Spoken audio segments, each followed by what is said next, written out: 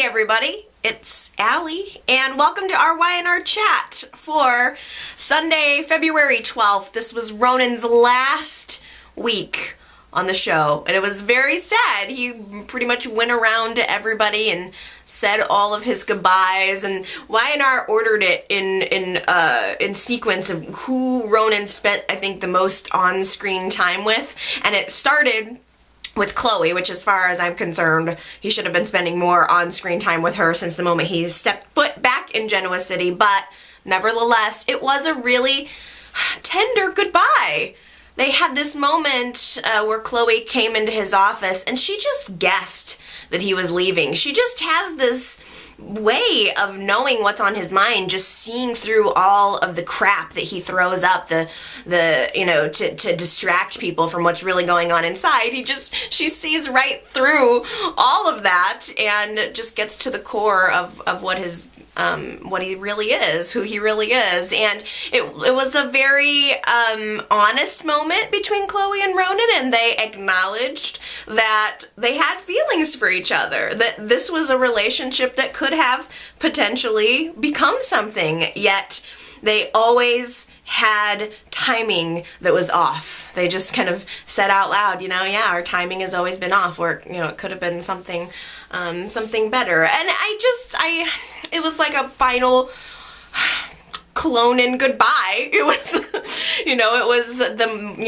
a meeting we've all been waiting for. We've all been wanting Chloe and Ronan to share scenes for a long time, and this was finally it, and it was a sad goodbye. I just can't help but feeling that Chloe is one of the only people that Ronan really talks to in an honest way, that he opens up to and feels comfortable sharing those innermost secrets and fears with. And so it's just too bad that was never brought to fruition, because Chloe is also somebody who has become a bridge to Nina for him. She lives with Nina. She's somewhat close with Nina, hanging around the Chancellor Mansion. And even though Ronan doesn't want anyone, let alone Nina, to know that he's leaving town now that he's wrapped up this case, Chloe cannot help herself. She gets on the phone with Nina, gives her a call, and says, I know Ronan wouldn't want me to tell you this, but he is leaving town, and if you want to stop by and see him one last time, this would be the moment. So, of course, Nina comes by and does what she's been doing for months and months, reaches out to Ronan, with him not really reaching back. And it's devastating to her. All she wants is to be close with her son, and there's always this feeling that Ronan is punishing her for something that she didn't do, something that she had no control over. Nina didn't give Ronan away of her own volition. Ronan was stolen from her and sold on the black market, where he was adopted and cared for. So, no matter what, Ronan had given her that impression. That was how she felt that he felt. And, in so many ways, he's such an ass. He only gives a little. He can only give a little. And Nina comes up to him and she says, "Look, I'm not trying to pressure you, but if you ever regret not being close with me, if you ever regret leaving town, if you ever regret any of this that you've done, I'm still going to be here for you. You can always come back home to me." And it was a really touching moment. It's not easy for Nina to continually put herself out there just to be slaughtered by him again. And I think he started to kind of realize that. He later ended up having his goodbye with Phyllis at the coffee house. And the goodbye with Phyllis was so much more emotional than their relationship ever was. Their relationship always seemed to just be sex-based, and they had maybe one moment, one time, where they talked about their past and their families. And yet this goodbye between Ronan and Phyllis at the coffee house was so emotional and so tearful. And I mean, of course I enjoyed it and I was with it every moment. And I appreciate that Phyllis was, one of the only people other than Chloe who was able to nail Ronan to the wall in more ways than one. But specifically in this way, she said, Ronan, you build this wall around yourself. This is what you always do. You know, you build this wall so that you don't let anyone else in, and you shouldn't be doing that with Nina. It was Phyllis that ended up becoming that last straw for Ronan and finally reaching out to Nina. She told him, Nina is a good person, and there's nothing that you need to fear from her. And Ronan actually did acknowledge that he knows that Nina is a good person. So it's, you know, and he also said that, you know, the reason why I'm being so standoffish isn't about her at all. So, I mean, for as little as Ronan says about this situation, when he does say something, finally, it is very revealing. Him saying that, look, I'm not being close with Nina, it doesn't have anything to do with her. It's something else. And that tells me that there is still more to Ronan's story that I really hope we get to see eventually in the future, because he kind of ended up leaving with Phyllis, and I have to admit, it was hot. They had this moment where she's pretty much begging him to say, goodbye, Phyllis, I'm gonna miss you. I mean, you have to draw every single little thing out of him. He's like so many guys I know. You have to beg for any crumb of affection with him. And she's saying, just tell me you're gonna miss me because I'm gonna miss you. And finally, he just breaks down and he says it. I mean, every word out of his mouth is like melting through my body.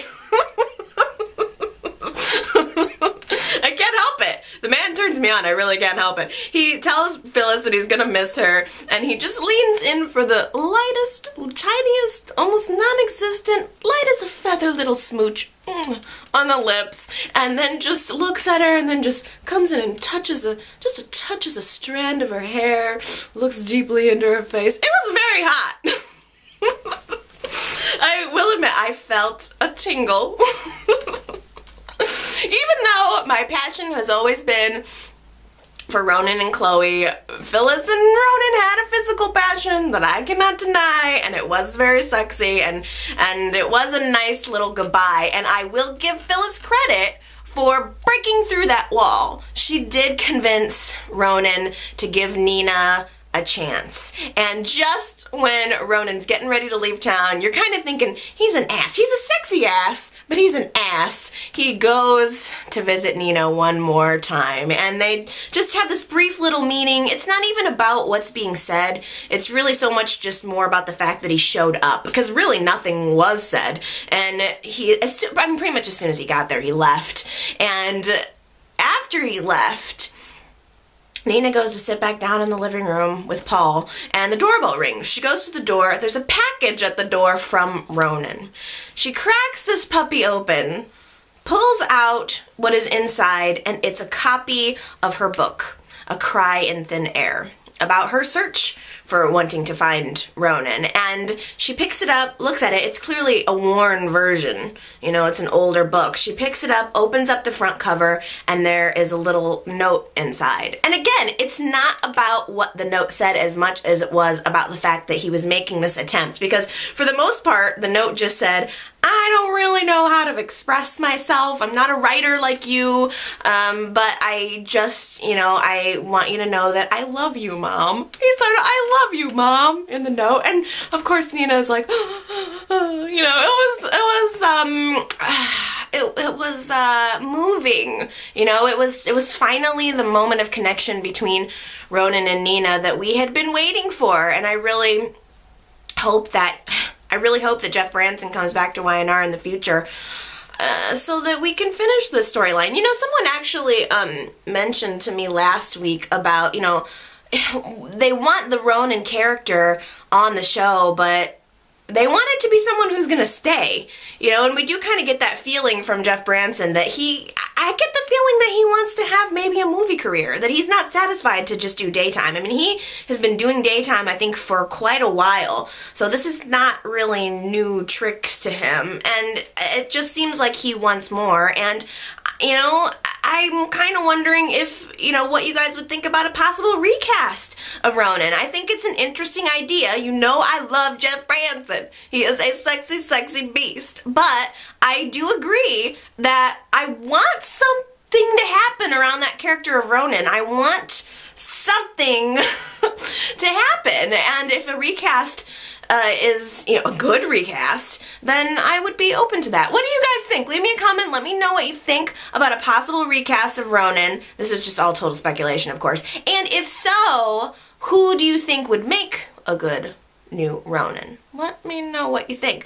But in the meantime, I do have to say that Y&R did a really good job of just in general sending Jeff Branson off. I thought they gave him a really nice goodbye. There are so many characters that leave the show without any kind of fanfare. They're just gone. Here one day, gone the next. And they actually really took the time to go through and have Ronan say goodbye to all of the people that he was close to while he was in town. And he goes into his office after he has resolved all of that. He picks up his things, packs up a box of his things, kind of goes to walk out the door, takes one last look in the office, turns out the light, and then just keeps right on walking. And I thought it was a really good goodbye. Ronan did a lot of good stuff before he left, which includes getting the charges for Diane's murder dropped from Nikki. Everybody else in Genoa City had the obstruction charges cleared last week. And now this week, Nikki was the only hanger-oner. The DA wanted to prosecute her for involuntary manslaughter, which probably should have happened in reality. It probably should have happened, but didn't. But the only reason I'm okay with it is because I'm so exhausted by anything Diane that I'm glad that Nikki is off the hook so that we can stop dealing with it. And it allows Nikki to be freed up for some other storyline. Do something with Nikki that's not this. She has decided to move back to the ranch. Her and Victor are like back together.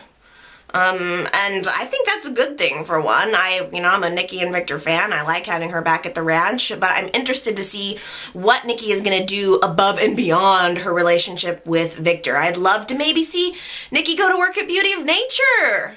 That would be a real good dig for Genevieve to get in at Victor. I want Nikki to do something, well, actually, I don't know. I want Nikki to do something that's not going to cause so much interference in her relationship with Victor. But I have to thank Ronan for for being her champion, getting her out of those charges so that she is freed up to do something else. So, thank you very much, Ronan, for taking care of that before you left town. We're all going to miss you very, very much. I'm going to miss your voice. I'm going to miss your walk. I'm going to miss your little suits with no tie and the shirt just unbuttoned a little bit just so I could just see a little bit of chest, just a suggestion of chest. I'm going to miss all of that. I'm going to miss the howl of the sex wolf. It breaks my heart deep down, deep down inside. What can I say? I'm going to miss you. The sex wolf, ladies and gentlemen, has left the building. Last week, Lily and Kane got engaged, and this week, Kane coughed up the ring. Finally, I was wondering, you're not seriously gonna propose to her without a ring, right? I mean, he said he had been carrying it around in his pocket for quite a while, and I believe him. I'm sure he did. Kane has probably been carrying that ring around in his pocket for several months, just waiting for the right moment. Like Lily's weakest moment where she might possibly say yes and he can get her again. And it was a nice ring, and it was a nice moment for the couple, and now that they're officially engaged, they decided to call all of the family out to the park in the snow to make their announcement, and they have made these two little snow men, like a snow groom and a snow bride, so that the family can see that this is their big announcement party, and it was cute, I have to give it to them. They seem happy together. They have a wonderful family, and I really do wish them the best. Personally, I'm starting to think that Y&R just broke up Lily and Kane and took us through that whole Caleb, Kane dead, Lily mad at him, torturous ride. I think Y&R did all of that just so that they could give Lily and Kane another wedding. I really do. I think they were like, you know what?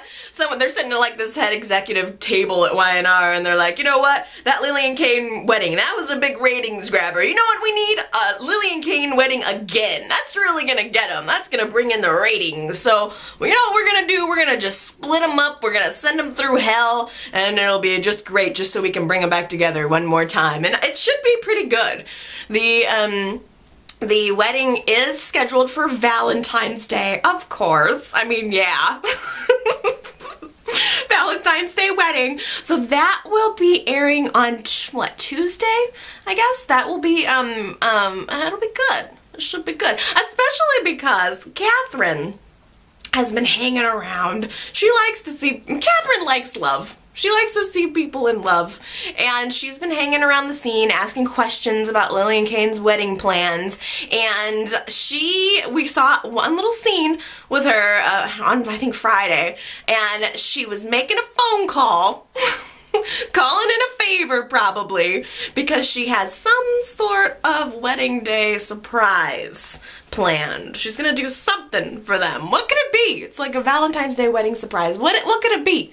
You know, Catherine's surprises tend to be like, I'm gonna bring somebody into town. Maybe Catherine's gonna make Drew alive again. That would be good. If Catherine should just magically make Drew alive again and then bring her to Lily and Kane's wedding to make Lily happy. Because I'm trying to think, like, what could it be? What is Catherine's surprise gonna be? I can't think of anything. What do you guys think? Leave me a comment. Let me know if you want to predict what Catherine's Valentine's Day surprise is. But don't tell me if you already know. Don't just tell me. Don't spoil my surprise.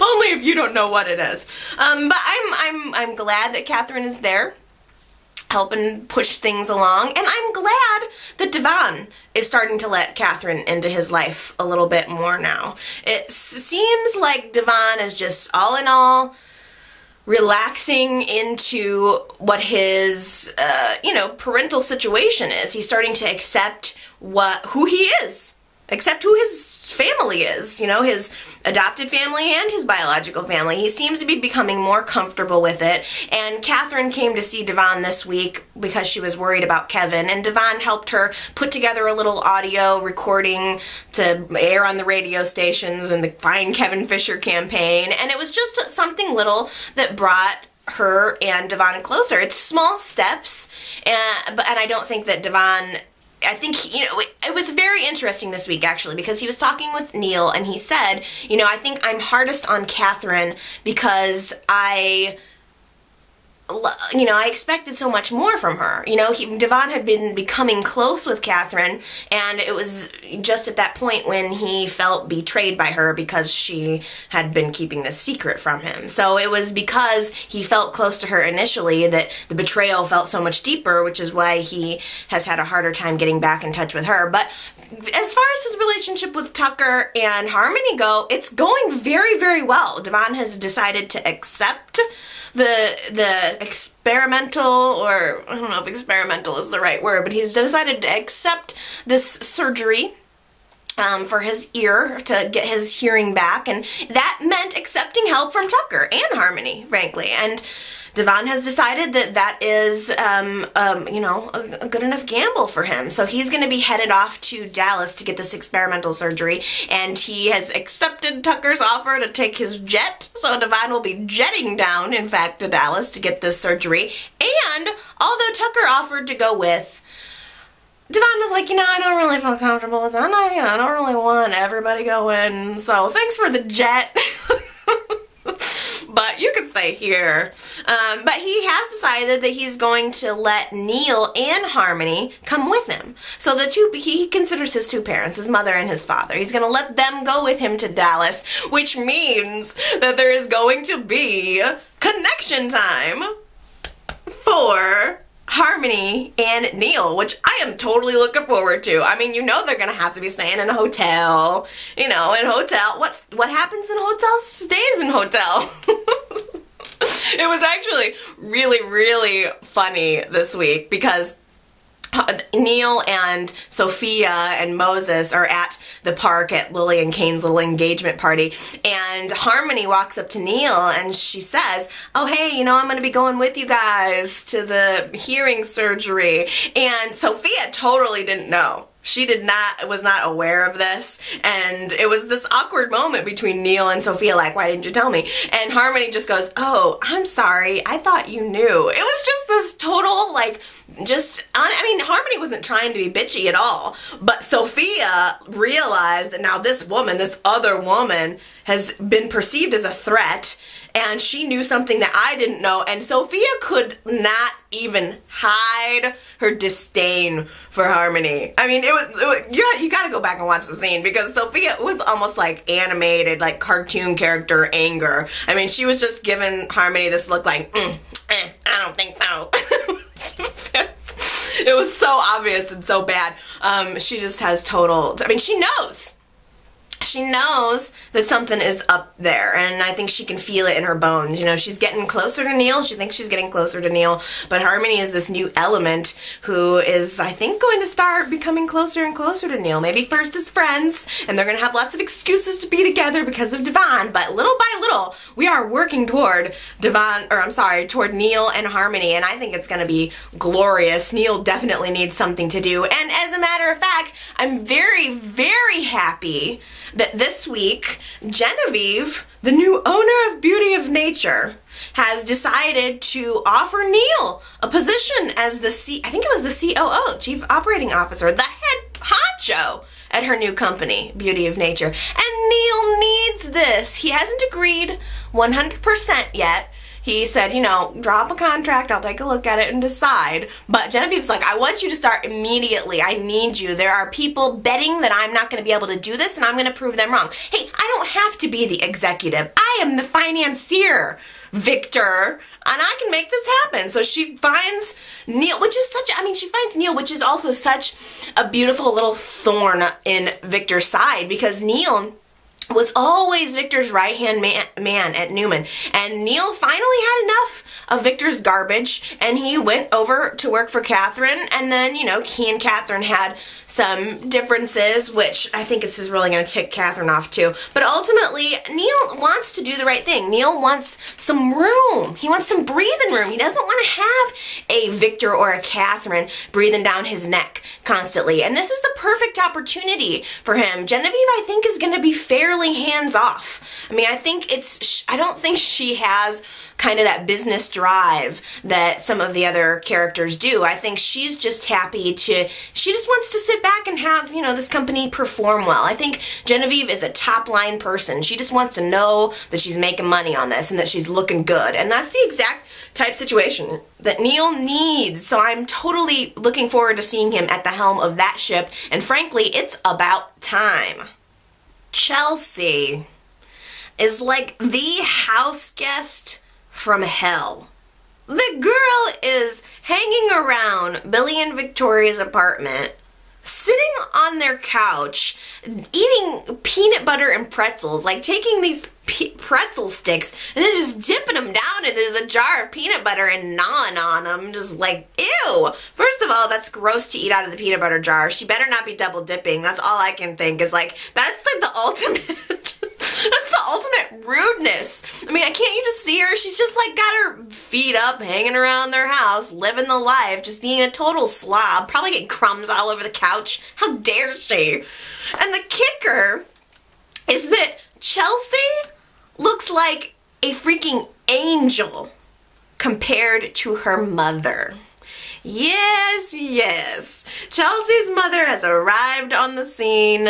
Anita is her name. Now, first of all, I don't know the actress's name who is playing it, but she is a soap veteran. I want to say AMC. I could be telling. It's possibly Guiding Light. I don't know. You guys know. You know who she is. You can leave me a comment down in the comment box here and let me know who on earth she is. Because I know she's some sort of soap veteran, or you can send me an email and let me know.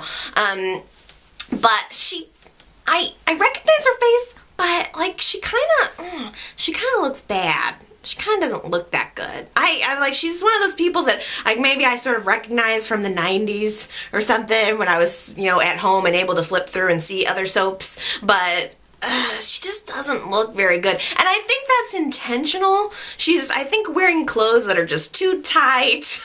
And she's just looking kind of like, she's probably intentionally just supposed to look trashy. You know, like they're not a wealthy family. They don't come from money. She's just, and she's giant. She's so tall. But she actually does look like Chelsea. They seem like they could actually be mother and daughter. But Mother Bear is like 10 10 times worse than Chelsea. The apple has not fallen very far from the tree, but it's a big tree. It's a big ugly tree. Like, she is coming into Billy and Victoria's life, spinning this tale about how her and her husband were missionaries. Just totally playing on Billy and Victoria's sympathies, because Chelsea has already started laying the groundwork of, I didn't have a happy childhood. I'm messed up because I've had a bad childhood and my parents weren't really there for me. And now the mother's coming in to reinforce, we did the best that we could, but we were off trying to save the world, as missionaries in Africa.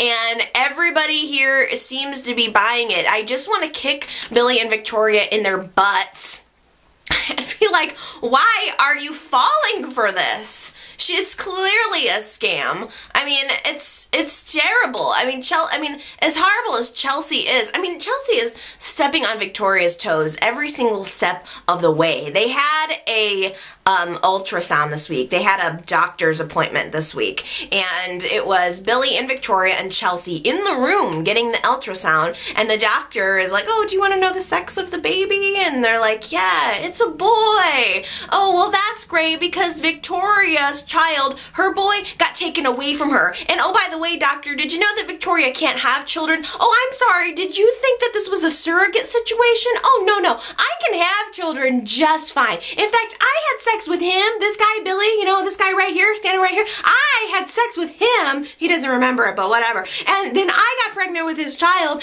and she's barren. Victoria Newman, right there. She may have a lot of money, but she's barren. She can't have his kid. Oh boy, that must really piss her off. It's just so obvious. Chelsea is so obnoxious, and oh my God, I almost can't imagine that.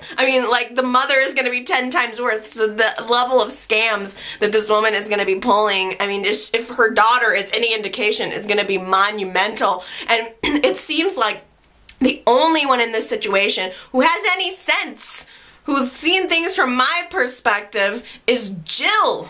Jill gets it. Jill is wise. Jill sees this woman for who she really is.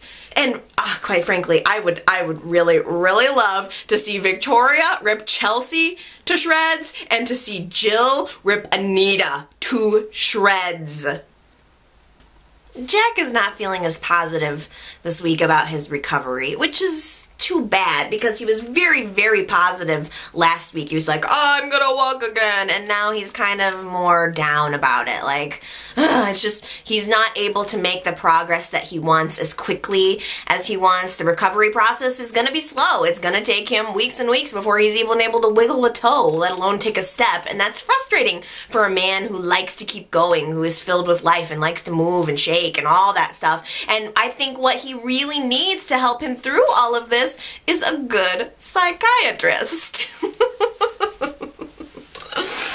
Emily, in fact, would be a really good help for him. I was very pleased to see Emily coming to see Jack this week. I know. I just think that an Emily, Jack, Genevieve triangle would be awesome.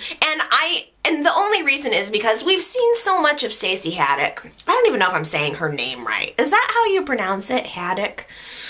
Maybe I'll just start calling her Stacey H. But we've seen so much of her with the Patty drama that I can't help but recognize that she is an awesome actress. And she has these creepy ghostly eyes, and she's just really pretty, and I like her. And so I have this feeling that we went through the Patty journey, we broke on through to the other side of that, so that now Stacey could possibly be back onto the show and back in Jack's life. And because Jack has already had this sort of association with Emily lately, because Patty was dressing up and pretending to be her, I think he's a little more open to letting Emily in his life, which is very surprising, because seeing that face should terrify Jack after what has just happened to him. And that's exactly the opinion that Phyllis had. Emily and Jack were having this moment together. Emily was kind of like, if you need anything, I'm here for you. Phyllis busts in the room and like bitched out on Emily. She turned like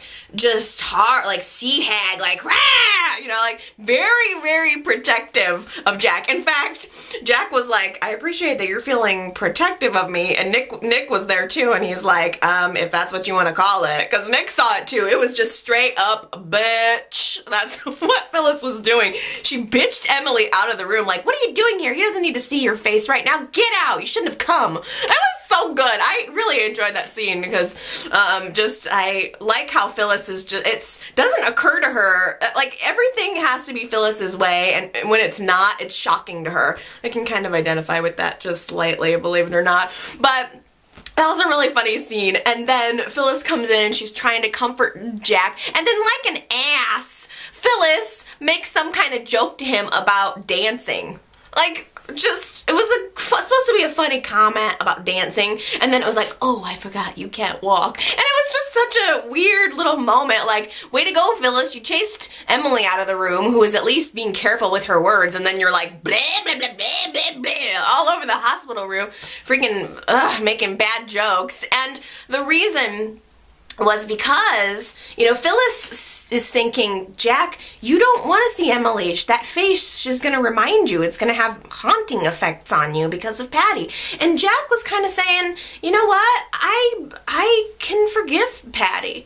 You know, I think that it's easy for us to forget that Jack was married to Patty at one time. And I think he has always felt at least somewhat responsible for how she turned out, you know? I mean, it was, even though it certainly wasn't Jack's fault that Patty turned out to be a psychopath, but he feels responsible for that, and so he has a little bit of empathy toward Patty. And of course, Phyllis is like, what? This is so weird. And I'm thinking, like, I'm really glad that that he has that empathy toward her, but why is Jack able to forgive Patty but not Genevieve? You know, Patty did something really, really, truly horrible to him that he should be holding on to, probably, for crying out loud. But then Genevieve did something that's not, I don't know, leaving him at the altar was bad, but just the beauty of nature thing, I don't know. It's, you know, Jack has this amazing capacity for forgiveness with Patty, but then Genevieve doesn't get any of that. Genevieve is the total town pariah right now. I don't even know why. If it weren't for beauty of nature, she definitely would have left town. I mean, she was planning on leaving town right before the wedding, so I don't know why she didn't continue to do that. But now I think it's just the fact that, you know, I can identify with this. Like, when everybody else around you is telling that you can't do something or treating you badly, then that just makes you want to fight harder, to just get it and rub it in their face. And I think that's where Genevieve is right now. She tried to go back into Jabot to hand in her resignation to Ashley, who's still at the head of the helm there. And like, when Genevieve walked into her office, Ashley had security guards there ready to escort her out of the building, like with her stuff packed up. And Ashley was like, I with pleasure would like to tell you that you are fired. And Genevieve was like, don't bother, I'm resigning. Why would I want to work here when I own a major competitor? And Ashley had every right to fire her. I totally think that Ashley had every right to fire her because Genevieve is working at Jabot and then purchased a major competitor.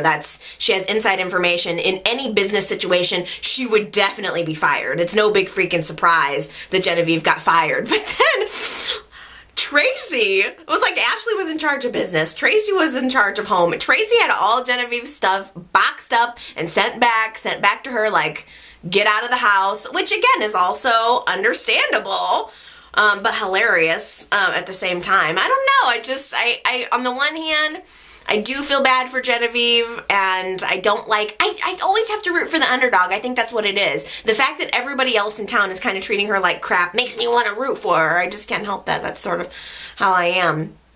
I don't know, we'll have to see. Because in the same way, I understand why everybody would be upset with her. And I do understand why Jack would be upset. I just think that Jack needs support right now. And I think Genevieve was starting to get in close with him. And she could potentially be someone to help him through this. But he also has Nikki.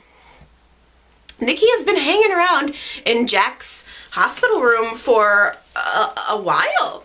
She's really getting comfy. She's just being there to support him, to talk him through it. And I really think that the main reason that Nikki is so glued to Jack right now is because she feels guilty about killing Diane. She kept a child. She has, separated a child from his mother. It's because of that situation, because Nikki was stone cold drunk and went and probably agitated Diane. I mean, I'm not saying Nikki's not blameless, frankly. Nikki may have killed Diane in self-defense, but she's not blameless in this situation at all. And it was because of Nikki that Diane died. Nikki didn't have to kill her. She could have knocked her out in a different way. And I just still think that Nikki carries that guilt with her, and that's why she's clinging to Jack. And frankly, when Kyle gets back into town, he's going to hate Nikki if he ever ends up seeing that video footage or whatever. So that's, I think, why she's sticking glued to his side. And it's surprising that Victor is fine with it. Normally, Victor would really hate for her to be anywhere near his worst enemy, but Victor seems fine with it. And really, really good scene this week. Victor goes to visit Jack. It was so beautiful. Jack's laid up in the hospital, and Victor just walks in with his looming air about him, and you kind of think that Victor wants to rub it in a little bit about Jack not being able to walk, and that's what Jack assumes. He's like, what, are you here to rub it in that I can't walk out of here? And Victor's like, no, I don't wish this illness, this crippling situation upon you. What I've come to do is rub it in about the fact that you didn't get Beauty of Nature and that your fiance stole it out from under you. And it was such a cruel moment with Victor kicking Jack while he was down, but rest assured, my friends, that Jack would have done the same thing if he would have been in Victor's position. Don't even doubt it. That rivalry between Victor and Jack goes both ways. So really keep that in mind. And I just think that in some ways too, I know a lot of you guys don't have very high opinions of Victor, but I have a soft spot for Victor always. And I do think that it said something that he even showed up. They say that the opposite of love isn't hate, it's indifference. And so if Victor hadn't showed up to see Jack at all, I think that would have said something different. The fact that he was there at all, I think gave Jack a little bit of reason to fight. I think that's why, I think in some ways Victor knew that. Give Jack a reason to get up out of the bed and fight, to get back at Victor. That is one of his primary drives. And in some ways, I really think that Victor knew that. And the fact that Victor went to visit him ended up being a good thing, because the first thing that was on Jack's mind right after Victor's visit was getting revenge. And he called Adam into his room to have a little powwow with him to think, how can we get back at Victor? So it's working. By the power of Jack's vengeance toward Victor, he shall walk again someday. When I look at Adam right now, I just see this scared little boy. Just a scared little boy. And it's breaking my heart. Adam is someone who has had a lot of strife in his life. If you think about it, growing up with a blind mother, that would be really, really hard. And also, having this huge secret all the time being kept from you about who your father is. That was a really, really hard life for Adam. And I feel bad last week for saying that he deserved what he got. I shouldn't have said that. I really shouldn't have. Nobody deserves blindness. It's just that Adam has done so many things to people. This hurt so many people, and I can't let go the fact that he caused Ashley to miscarry and that he pulled off the whole baby switcheroo. That's always going to be with me no matter how much I love Adam, and I do love Adam, and I can't overlook the fact that he knew that Patty was in town this entire time. He could have saved Jack. He could have saved himself if he would have just spoken up about where, Patty was and that she was hiding in Genevieve's house. I just can't help it, but I don't think he deserves blindness. I think that nobody deserves that, and it makes me sad to see him now. I feel terrible for him, and I'm glad that Sharon is being there for him. She is supportive. She is helping keep him positive. She is taking him out to Hope's farm to help him reconnect, help him get his senses about him, and to have time to think. And I think that's very important for him right now. And by the way, I'm so glad that Nick has decided to stop using faith, as a way to, kind of bargain with Sharon. I mean, now they have shared custody of the child, and he is somewhat accepting of her relationship with Adam. Sharon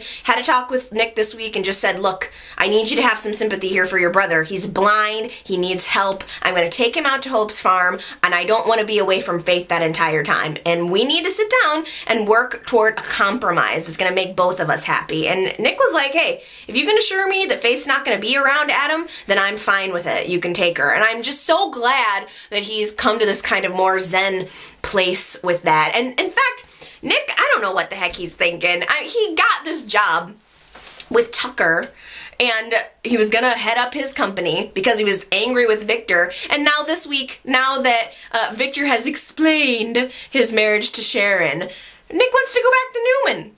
Are you kidding me, Nick? You need to grow a pair. You really do. It's not daddy's way or nothing else. You have other options. You have like $500 million that you got from the lawsuit. Why do you even want to go back to Newman? You know what it's going to be like. He's just going to, Nick starts at Newman and quits at Newman. I wish somebody could do a running tally of how many times Nick has been at Newman and quit at Newman. Please, please, please, please. If anybody knows that number more than anything else this week, I would love to know. It's just so frustrating to me because it's going to end up the same as it always does. He's going to quit and what do you give it? How long will Nick be at this job now? It's 3 months? 6 months? What's Victor going to do next that's going to piss Nick off and make him quit working there? I would hate to be any of the lower employees at the company. Geez, can't keep a CEO here. And all it is a revolving door for Victor's kids to come in and out whenever they feel like it. It's so frustrating, but back to Adam and Sharon. I really am glad that she's being there to support him. I love being back at the farm. Nothing could please me more than being back at the farm. And just a funny little side note, I was thinking this week, Sharon knew Hope when she was pregnant with Adam. And now, just because of the soap opera child rapid aging syndrome, Adam has rapidly grown up to a place where now he's old enough to be dating Sharon. It's just so funny to me because I think Sharon came into the show in 95, which was the same time that Victor met Hope. So Sharon and Hope definitely knew each other, and it's just, I don't know, it's funny to me now. But I'm glad to be back at the farm. I'm really looking forward to seeing Hope. I know that Signe Coleman is coming back to probably haunt Adam a little bit. And I think that'll be really cool because I like seeing this change in Adam. I do think that Adam feels genuinely sorry for the things that he's done. And I kind of do want to see him repent in a way. I want to see that process of him feeling, bad for the things he's done in the past and getting prepared to move into a new future. And I'm not saying that I want Adam to stop being conniving or that I want him to stop, seeking revenge against Victor or being a savvy business guy, but I like that he's taking stock of his life and thinking about how he can possibly move forward in a more positive way. And besides, as far as I'm concerned, maybe Adam just needs to move on over because Genoa City has a new bad boy and his name is Ricky. There has only been maybe one other time in the history of watching YNR, at least recently, where I have had a total turnaround on a character. The only other time that's happened has been with Adam, where I started off hating a character and then something snapped and all of a sudden I am in. Because let me tell you, I am into Ricky right now. I can't believe it. I cannot believe it. Because first of all, let's just get this out in the open. He does not have great hair. Okay, his hair is weird. It's greasy, and it's too long, and it's done in like this too formal style. He's got like a business dude's haircut, but he's a bad boy. So can we clean this up, YNR? Can we please like give him something like maybe shorter and spikier? It's just ridiculous right now. That would at least make him more appealing. But he's got a huge face. This dude has a big face. So maybe he needs some length on it. You know, he needs something. I'm not a professional hairstylist here. Look at me. But I think that someone really needs to get on that. Something with his hair is off. I've detected it, and it's interfering slightly. But I'm still on board the Ricky train. He went ahead and published that article this week about Patty. No holds barred. He just said everything he wanted to say and was not apologetic about the fact that it was family, and published it in not Restless Style, in some different article, and now he's getting all of this attention all over Genoa City. And people are wondering who he is, and people are angry with him, and Nikki came up and confronted him this week, even though she knew nothing about any of the situation. She just came and ripped him a new one, and just everybody, Phyllis, is hating on him this week, and especially his father, Paul, and it led to this really great confrontation between Ricky and Paul, where Paul's like, you know, what is your problem? Why are you doing this? And Ricky just finally opened up and was frank with Paul, was just put it on Front Street, like, I'm not gonna beat around the bush about it anymore. This is what the problem is. You know what, Paul?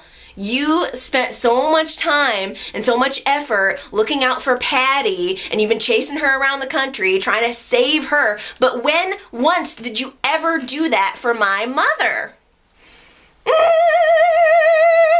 That is powerful to me. I loved it. And Paul was shocked.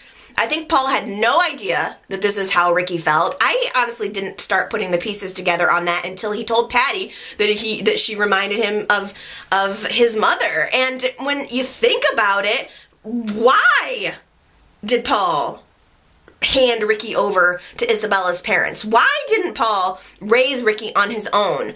I mean, I wouldn't expect Paul to be involved with Isabella. He did abandon her. I mean, she was nuts. But he wanted to be with Christine, and he did kind of go on with his life and leave her in the mental institution and send the kid off to live with Isabella's parents. Why?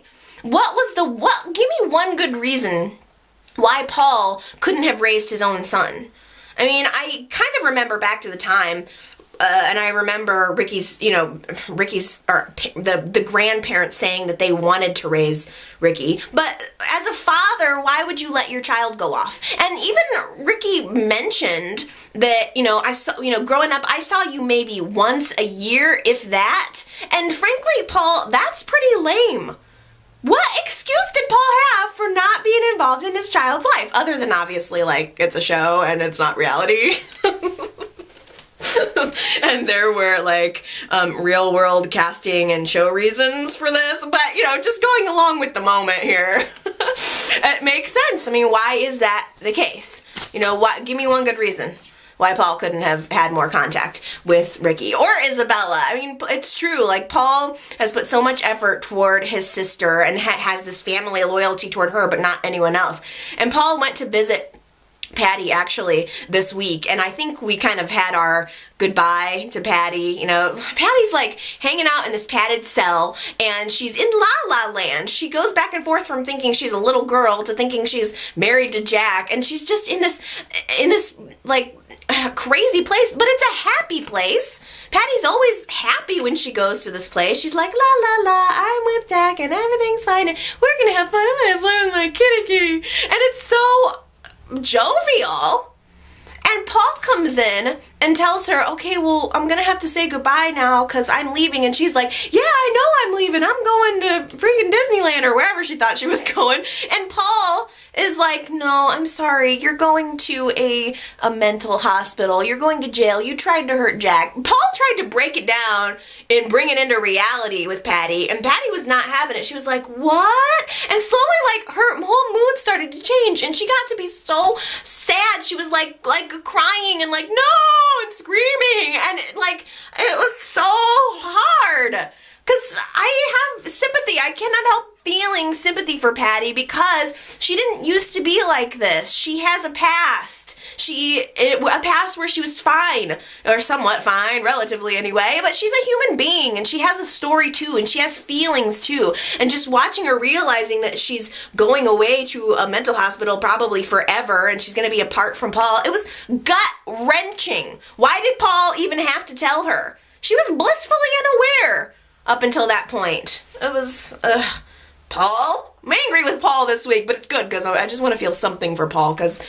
normally he's not even on the scene that much. But, I think we finally had our goodbye to Patty, so I guess that's, all we can say.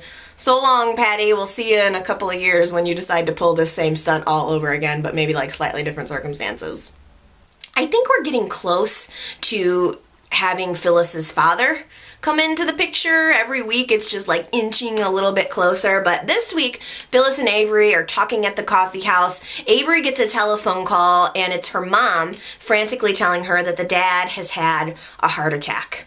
And Avery is shocked. She's like, just has this moment of, oh my God, now she goes into like survival mode. Now she has to deal with this, and she has to rush off and, deal with the situation. She has to deal with the mom. She has to deal with the dad. And she has this brief moment before she rushes off where she pauses and she asks Phyllis if she'd like to go with her. She says, you could come with me.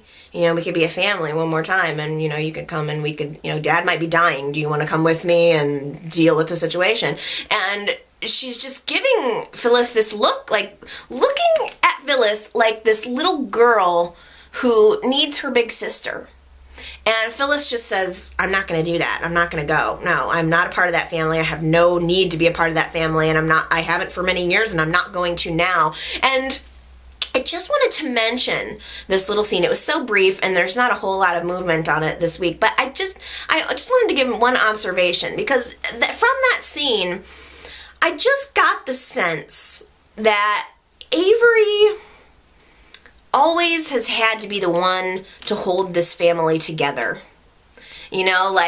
She's the one they call when there's a problem. And I think this says a lot about her personality, why she became a lawyer and why she's fighting for the rights of the little guy. I think that she's always had this pressure poured onto her ever since Phyllis left the family. I mean, Phyllis has always been kind of opposite. Phyllis is like willy-nilly flying by the seat of her pants, and she doesn't care about consequences. And just Avery could not be more opposite. I just seeing those two actresses together really is a pleasure, because I feel it. I feel like they're sisters. I get that vibe, and I'm really looking forward to seeing where we're going with this, hopefully next week.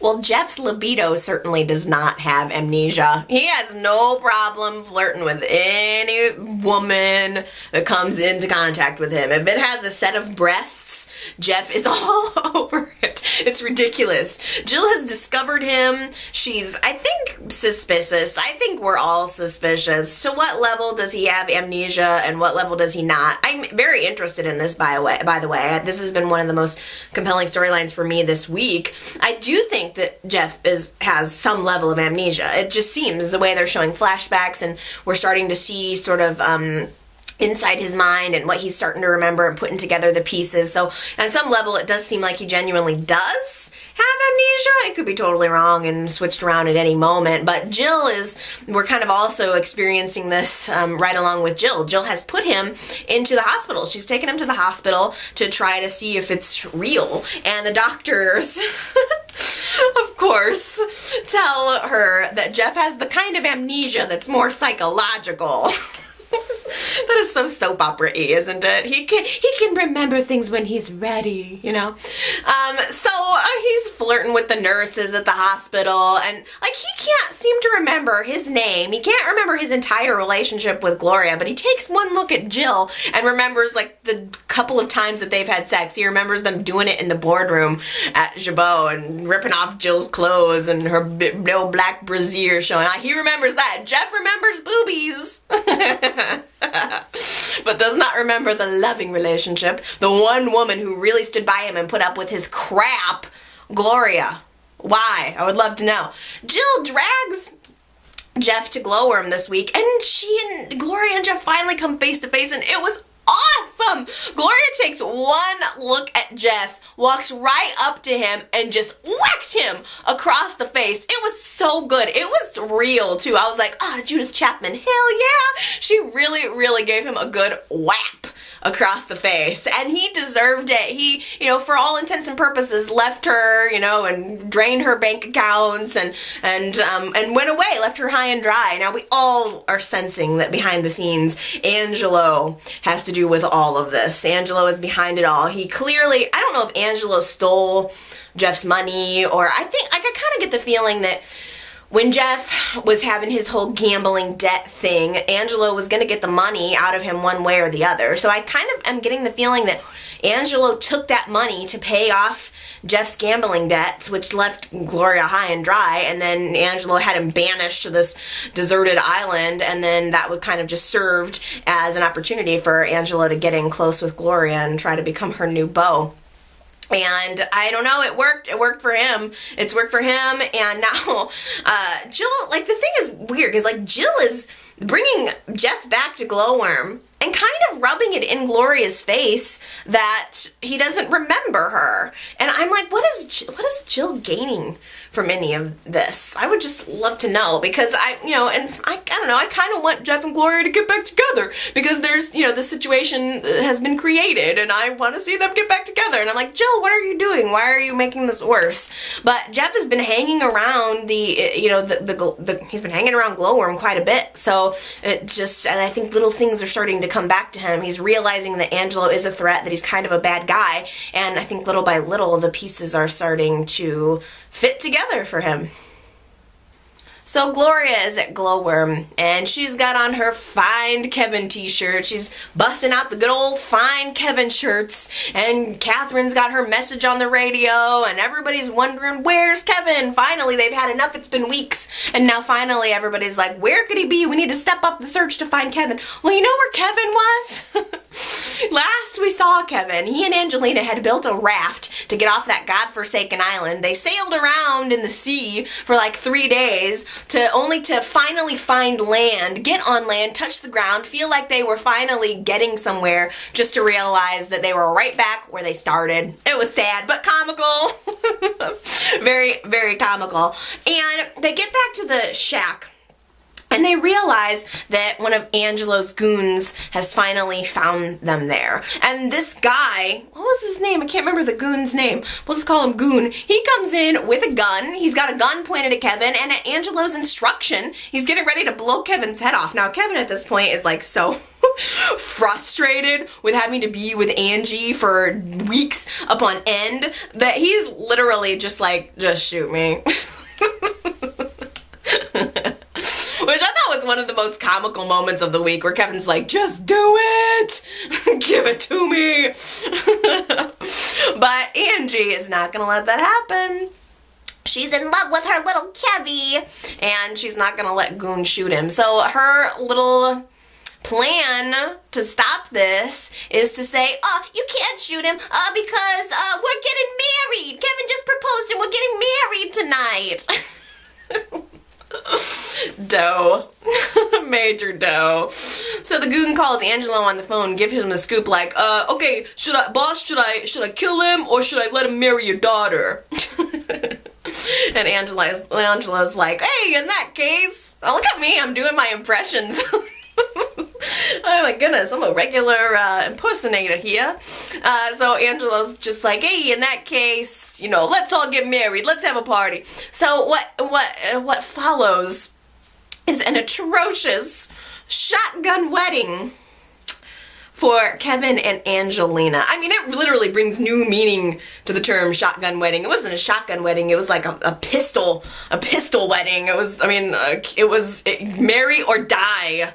I felt so bad for Kevin. And Angelina, I didn't feel bad for her at all. She got what she wanted and more.